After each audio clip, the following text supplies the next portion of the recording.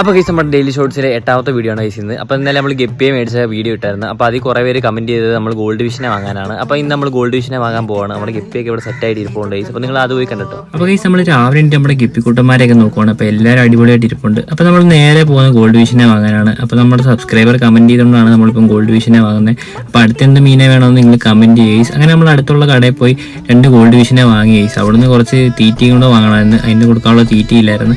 അവിടെ നിന്ന് നേരെ നമ്മൾ പോയത് ഒരു ബീഫ് കടയിലോട്ടായിരുന്നു ഗൈസ്. നമുക്ക് കുറച്ച് എല്ലുകറി വെക്കാൻ വേണ്ടി കുറച്ച് എല്ല് വേണമായിരുന്നു. അങ്ങനെ നമ്മൾ എല്ലുകറി വെക്കാൻ വേണ്ടിയുള്ള എല്ലും മേടിച്ചുകൊണ്ട് ഇപ്പം വീട്ടിലോട്ട് പോയിക്കൊണ്ടിരിക്കുകയാണ്. അപ്പോൾ പോകുന്ന വഴി ഭയങ്കര ചൂടായതുകൊണ്ട് ഞാൻ വിചാരിച്ച് 2 വെള്ളം കുടിക്കാൻ. അപ്പോൾ അടുത്തുള്ള കടയിൽ നമ്മൾ 2 വെള്ളം കുടിച്ചുകൊണ്ട് ഇങ്ങനെ ഇരിക്കുകയാണ് ഗൈസ്. അവിടെ നേരെ നമ്മൾ വന്നത് വീട്ടിലാണ്.